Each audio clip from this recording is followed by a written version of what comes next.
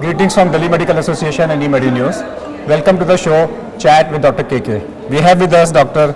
Z.S. Meharwal, Director and Coordinator Department of Cardiovascular Surgery at Fortis Escort Heart Institute. Welcome to the show. We are talking about the year 2013. What's new in the field of cardiac surgery? Well, cardiac surgery has seen a huge change in the last 40 years, starting from the so-called major conventional cardiac surgery to minimally invasive cardiac surgery and developments like left ventricular assist devices and cardiac transplant and also stem cell therapy. And in the area of minimally invasive cardiac surgery, we are doing routinely beating heart surgery and the valve repairs and replacement again using minimally invasive techniques. So let's talk about valvular replacement without the mid-sternal incision. You're doing it with the minimal invasive technique with the right-sided incision. What are the results of that? Well, basically, instead of making a medial sternotomy, you go through the right small thoracotomy, and the cannulation is through the peripheral arteries and the veins. The incision is very small. You can repair the mitral valve, you can replace the mitral valve, you can perform all the surgeries on the tricuspid valve, and you can also close the atrial septal defect. It can be used in almost 90% of these patients with mitral and tricuspid valve disease, and the results are much superior as compared to the conventional surgery. What about total arterial revascularization in a patient with undergoing coronary artery bypass graft surgery?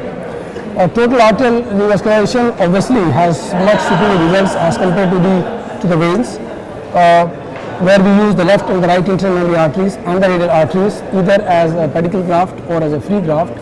Unfortunately, it can't be used in all the patients depending on the coronary anatomy and the patient's profile. It can be used in a large number of patients. The results are certainly superior as compared to the only one artery or artery and the veins. What about hybrid surgery, the new trend about doing an angioplasty and a surgery together?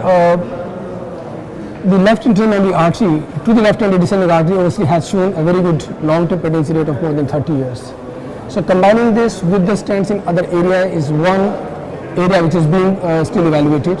So the hybrid surgery where you do a lever to the LAD and the stents to other arteries is still being evaluated.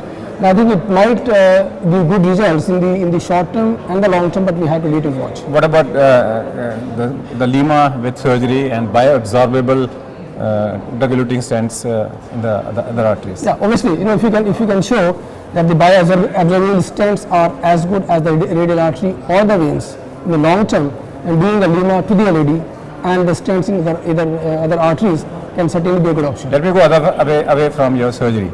If you would not have been a doctor, what would you have been, a hero or something else?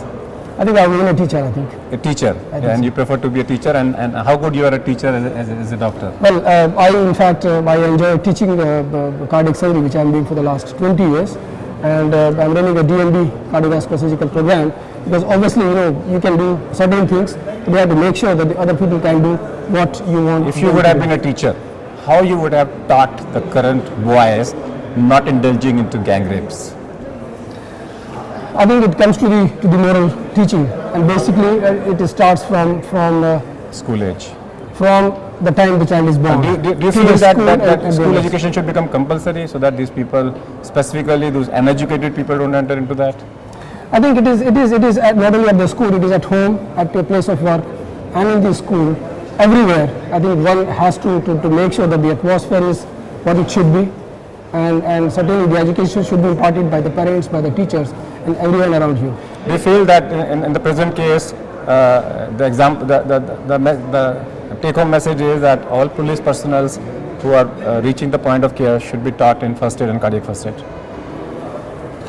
Anyone they provide first aid at the anyone who is dealing with the injured, roadside or anywhere, I think should have the basic information and the basic knowledge of first aid. I think so. So Dr. Meharwal is very clear that in cardiac surgery there are a lot of advances. You can go to a minimal invasive cardiac surgery. People are talking about robotic. People are talking about hybrids.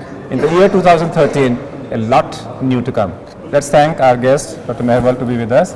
That's all for today. We'll come back with one more show. Till that, goodbye. Thank you.